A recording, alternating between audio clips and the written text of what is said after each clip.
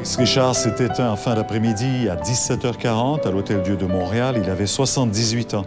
Sa mort plonge dans le deuil toute une génération, tout un peuple qui l'a vénéré comme un dieu. Bonsoir, Mesdames, Messieurs. On s'y attendait, c'est certain, mais la nouvelle a causé quand même tout un choc. Notre collègue Harold Gagné est à l'Hôtel-Dieu de Montréal, où le décès de Maurice Richard a été annoncé en début de soirée. Harold, l'émotion devait être palpable sur les lieux. Oui, Pierre, parce qu'il y a exactement 11 heures, l'Hôtel-Dieu tenait un premier point de presse ce matin pour annoncer que le Rocket était dans un état comateux. Depuis ce temps-là, nous sommes passés par toutes les gammes d'émotions. Alors, il y a même des gens qui se sont présentés tout à l'heure pour venir porter des gerbes de fleurs. Ça s'est fait de façon très spontanée. Alors, quelques gerbes de fleurs pour rendre hommage au Rocket. Évidemment, on s'y attendait, Pierre. Vers 17h40, M. Richard est décédé, mais ce n'est que vers 19h30, après que la famille se soit présentée ici à l'Hôtel-Dieu pour un recueillement, que le docteur André Robidoux, qui est directeur du service de chirurgie, a annoncé la mort de Maurice Richard.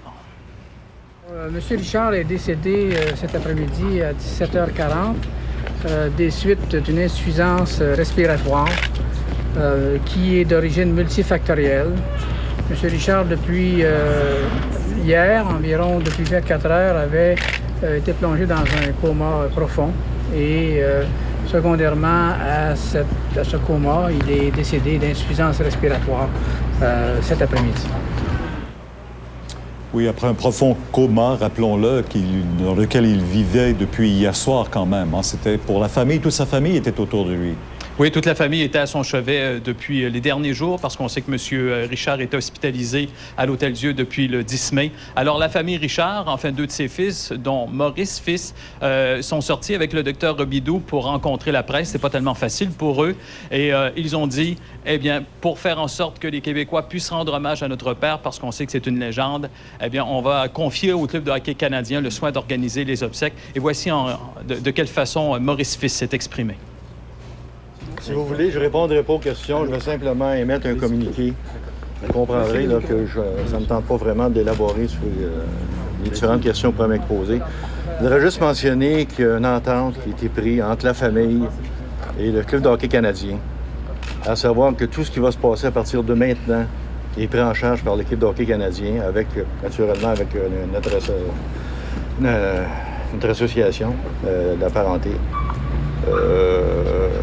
Les questions à venir concernant ce qui va se produire dans les prochains jours, je vous demanderai d'aller poser au club de hockey canadien qui sont en attente.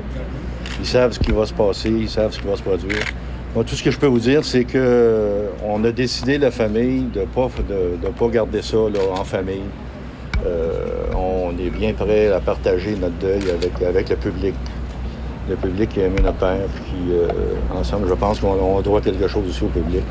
Alors, il y a quelque chose qui va être fait en ce sens-là, puis les questions, j'aimerais ce qu'ils soient maintenant orientées vers le club de hockey canadien. Voilà. Monsieur. Maurice Richard a toujours logé la rondelle dans les buts adverses au moment où ça comptait le plus. Il se faufile et Maurice lance et compte. Dès sa première saison complète avec le Canadien en 1943, il aide sérieusement l'équipe à remporter sa première Coupe Stanley en 13 ans. L'année suivante, Maurice passe déjà à la légende. 50 buts en 50 parties.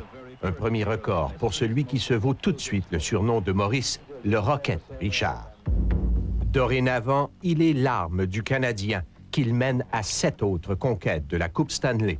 Chemin faisant, Maurice devient le premier joueur de la Ligue nationale à marquer 500 buts. One of the world's finest athletes scores his 500th goal. The Rocket is undoubtedly a superstar. En fait, lorsqu'il annonce sa retraite en 1960, Maurice Richard détient 17 records individuels. Plusieurs sont encore valables aujourd'hui. Mais il n'y a pas que la gloire, surtout quand la légende devient symbole. En 1955, en pleine bagarre à Boston, le Rocket frappe un juge de ligne qui le retient. Le président de la Ligue, Clarence Campbell, suspend celui qui est devenu le héros national des Canadiens français. Au match suivant à Montréal, les fans sont en colère. C'est l'émeute. M. Sarki, le gérant général, avait appelé M. Campbell de lui dire de ne pas venir à la partie parce qu'il s'attendait à avoir quelque chose qui se passerait. Alors, il est venu quand même, le public n'était pas content. Puis après ça, le monde a commencé à lancer des choses dans les vides du forum, un peu partout. C'est des choses que j'ai pas aimées. Une quarantaine d'années ont passé. Mais en mars 96, lors du dernier match du Canadien dans le vieux Forum de Montréal, personne n'a oublié, même si nombre de ceux qui l'ovationnent sont trop jeunes pour l'avoir jamais vu jouer.